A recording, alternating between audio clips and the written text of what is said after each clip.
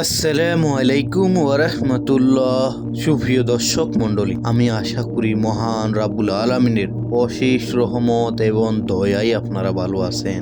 আজকে আপনাদের সাথে আল্লাহ তাআলার অত্যন্ত গুরুত্বপূর্ণ দুইটি নামের ফজিলত নিয়ে আলোচনা করব ইনশাআল্লাহ।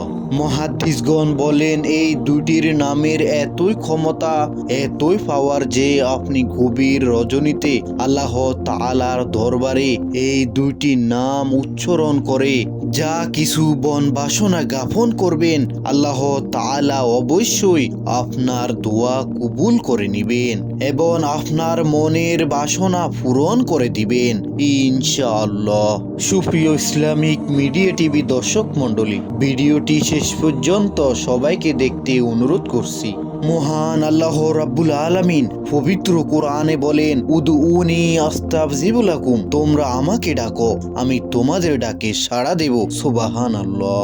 যদি বান্দা কলব থেকে ডাকার মতো ডাকতে পারে তাহলে অবশ্যই আল্লাহ রাব্বুল আলামিন বান্দার ডাকে সাড়া দেন। তাই সকল ক্ষেত্রে আল্লাহ রাব্বুল আলামিনের দরবারে আমরা চাইব, যিনি হাইয়ুম কাইয়ুম তথা চিরঞ্জীব চিরস্থায়ী।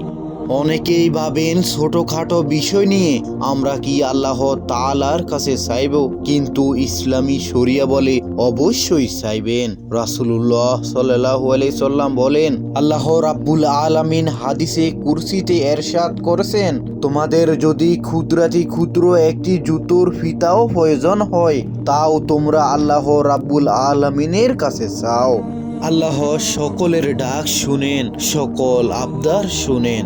সুপ্রিয় দর্শক, আপনারা যারা ক্ষুদ্রাতি ক্ষুদ্র বিষয়ে আল্লাহ রাব্বুল আলামিনের কাছে চান অবশ্যই কমেন্ট করে জানাবেন। প্রিয় দর্শক, আজ আমি আপনাদেরকে এমন একটি আমলের কথা বলবো যে আমলটি আপনি গভীর রজনীতে অথবা এশারের পরে যখন সবাই ঘুমিয়ে পড়ে, পুরো পৃথিবী নিঃশব্দ হয়ে যায়, তখন যদি আপনি এই আমলটি করতে পারেন ইনশাআল্লাহ আল্লাহ রাব্বুল আলামিন এই আমলের বিনিময়ে আপনার দোয়া অবশ্যই কবুল করে নেবেন ইনশাআল্লাহ।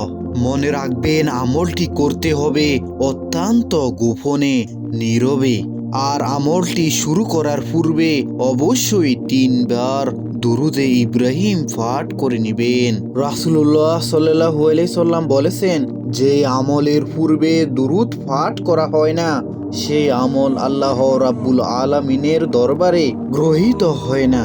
তাই অবশ্যই আমলটি করার পূর্বে 3 বার দুরূদ শরীফ পাঠ করে নেবেন। সুপ্রিয় দর্শক, দুরুদে ইব্রাহিম যদি না পারেন তাহলে যেই কোনো একটি দুরূদ শরীফ পাঠ করে নিলেও হবে।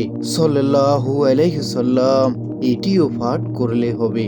সুপ্রিয় দর্শক, যে আমলটি আপনি আল্লাহ রাব্বুল আলামিনের কাছে করবেন সেটি হচ্ছে 101 বার আল্লাহুস সামাদ পাঠ করবেন। মনে রাখবেন, 100 বার আল্লাহুস সামাদ পাঠ করার পরে 101 নাম্বার বারে কোরআন শরীফে অত্যন্ত গুরুত্বপূর্ণ সূরাতুল ইখলাস পুরোটাই পড়ে নিবেন। কেননা আল্লাহুস সামাদ এটি সূরা ইখলাসের একটি আয়াত। আল্লাহুস সামাদ এর অর্থ আল্লাহ অমুখাপেক্ষী। সুবহানাল্লাহ।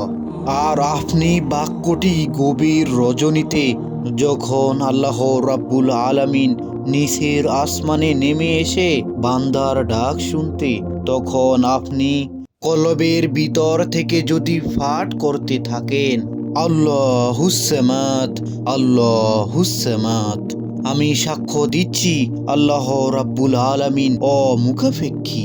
আর আমি এমন একজনের কাছে সাহায্য চাই, আমি আমার সৃষ্টিকর্তা অমুখাপেক্ষী আল্লাহ রাব্বুল আলামিনের শরণাপন্ন হয়েছি। এই জন্যই, কেননা তিনি সকলের ডাক শুনেন। আর আমি স্বীকৃতি দিচ্ছি ইনশাআল্লাহ তিনি আমার দোয়া কবুল করবেন।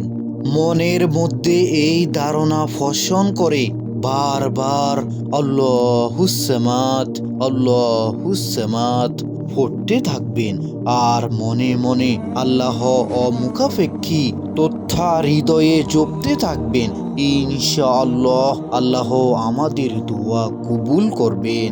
প্রিয় দর্শক, এই আমলটি কতদিন করবেন? এই আমলটি আপনি ততদিন করবেন যতদিন না আল্লাহ রাব্বুল আলামিন আপনার মনের সকল নেক আশা ও আকাঙ্ক্ষা পূরণ করে দিয়েছেন। ততদিন পর্যন্ত একাধারে আপনি এই আমলটি চালিয়ে যান। ইনশাআল্লাহ মহান আল্লাহ রাব্বুল আলামিন আপনার মনের সকল নেক আশা ও আকাঙ্ক্ষাগুলো পূরণ করে দিবেন। আল্লাহ তাআলা যেন আমাদেরকে সকল ক্ষুদ্রাতি ক্ষুদ্র বিষয় দোয়া ও প্রার্থনা করার তৌফিক দান করেন। আমিন।